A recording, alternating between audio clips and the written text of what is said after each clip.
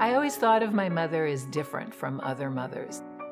She sounded different from other mothers. She pronounced words differently, and she had a past that other mothers didn't have.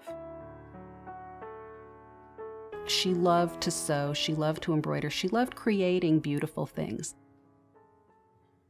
Our mother was very driven to tell the story. She wanted us to know it, she wanted us to remember.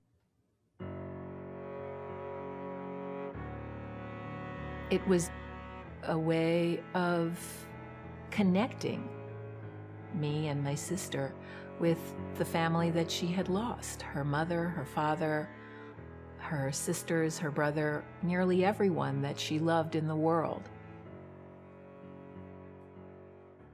At some point, she really began to look to me to be the storyteller.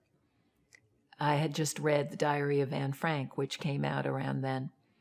And so I started writing it. But I knew even then that nobody could really tell my mother's story. It was her story to tell.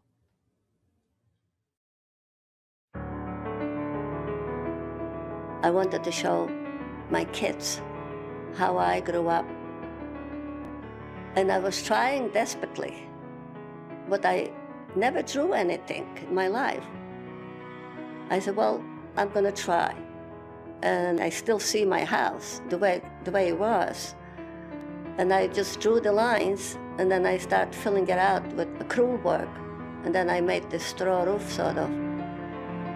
Now, when I finished the house, I was really satisfied the way it looked. That's the way it looked. And once she found that way, it just poured out of her.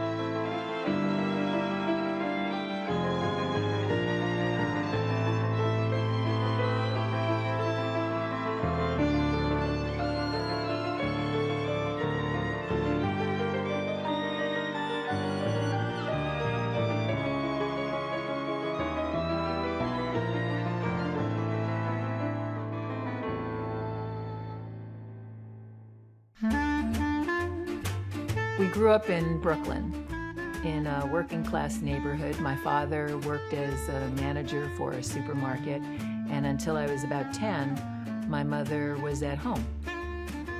Very often while she was cooking, I would be sitting at the kitchen table, and she would tell me stories.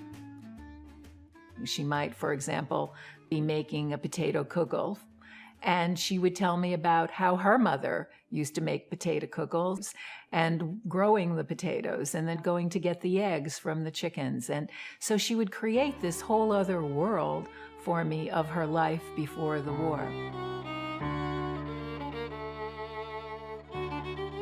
My mother grew up in a little tiny village in the center of Poland, and where she came from, everything was done by animals. They had no cars, no machines, no electricity, no running water. My childhood home in the village of Nishik, Poland.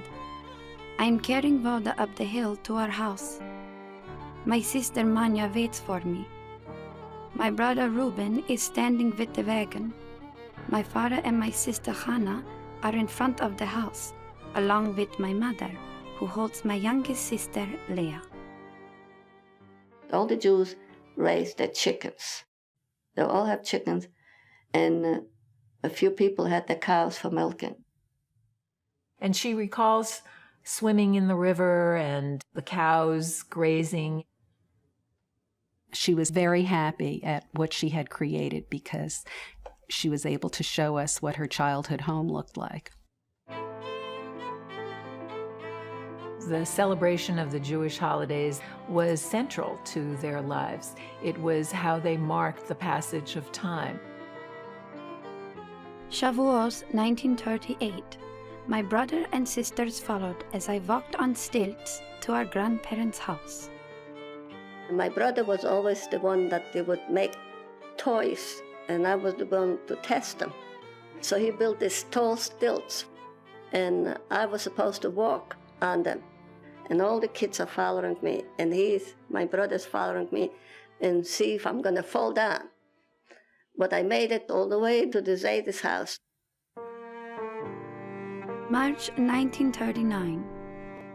Every year before Passover, the Jewish women of Nishik would gather at Model the shoemaker's house to bake matzahs, the aroma of the matzahs filling the room. These were the last matzahs we ever had in Nishik.